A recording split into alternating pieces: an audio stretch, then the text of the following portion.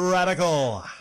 Guess what I got for you guys and gals? I got a quick spec breakdown of the Xbox Series X versus the PlayStation 5. Now, before earlier today, well, it's after midnight, before yesterday, we knew a lot about the Xbox Series X. We knew what it looked like. We knew the specs. We've even seen somebody break it down, the internals of it. We know a lot about the Xbox Series X. It's almost like Microsoft is really proud of what they are bringing out and bringing to the table. But PlayStation was lagging behind. Sony was lagging behind. We didn't know much about the PlayStation. We saw the logo, the PS5 logo, but we didn't know anything about the specs. But we do now. Okay, we do now, and I'm going to break down the specs for you all right now. Honestly, I'm not the biggest tech guy in the room. Some of these things I might just skip over because I'm like, I'll know. Starting out with the CPU.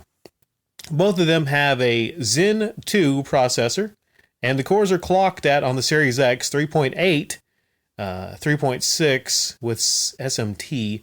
I know on the Series X, under certain conditions, I think multi-thread, I'm not even going to get into that, right? But there's a reason that there's lower clocks sometimes. But most of the time, I think it's going to be 3.8. On the PlayStation 5, 3.5.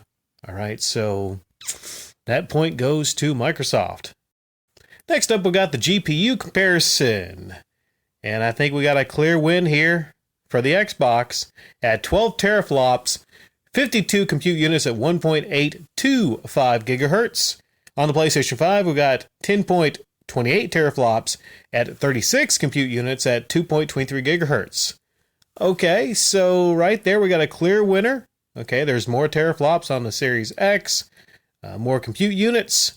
The thing is, they're clocked lower on the Series X and they're clocked higher. What is there is clocked higher on the PlayStation 5. But even with that higher clocking, we still got a clear win in that category going to the Series X. Then die size, process, memory. Memory is 16 gigabytes. It's going to be the same in each category. The memory bandwidth. This is where it gets interesting. Okay, we got 10 gigabytes at 560 gigabytes a second and 6 gigabytes at 336 gigabytes a second. Internal storage, 1 terabyte custom NVMe SSD and a custom 825 SSD on the PlayStation 5. This is where it gets interesting. Up to this point, okay, the Series X had the PlayStation 5's, that was, got your daddy. What's the phrase? Got your daddy. Yeah, it was winning. But here, still might be winning in a way. You see the number there? 1 terabyte. That is higher than 825 gigabytes on the PlayStation 5. So you have more storage. But the PlayStation 5, this is a big point that Mark touted when he came out. Games might be loading almost instantly. I shit you not, yes. They might be loading almost instantly. This one thing I'm reading here, almost 20 times faster than the PlayStation 4. Almost instantly? Is that going to be just with Sony games? I did read that it's up to the developers to take advantage of that, and they may not. I don't know if we're getting a situation where maybe the next GTA game or the next Assassin's Creed, if those games are going to, have similar loading times, or if it's going to be really easy to utilize that on the PlayStation 5, because that's a game changer. That is a freaking game changer. Literally, it is an actual game changer. I mean, we think about when we compare PlayStation and Xbox, and we compare the graphics and the speed and the resolution, frames per second. But think about it. What's one of the most annoying things about playing games, current gen? Loading times. The call of Thukulu. I can't freaking pronounce that. Chikulu? Sorry. I had like almost an over a minute loading screen for that. Okay, I played Witcher 3 a couple weeks ago, and that game has brutal loading times on the Xbox One. Brutal loading times. Okay? What if you could actually just get right into the game, almost no loading?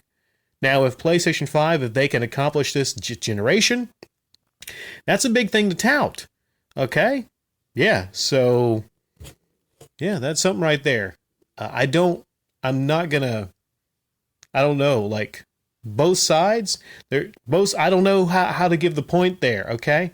Because if I give the point to PlayStation 5, and it's actually not super fast on third-party games, but maybe just Sony games, I don't know, I feel bad to this point for the PlayStation 5, so I'm going to give them the point in that category. Next up, this is where it falls off a cliff, because I have no fucking clue what I/O throughput really even means.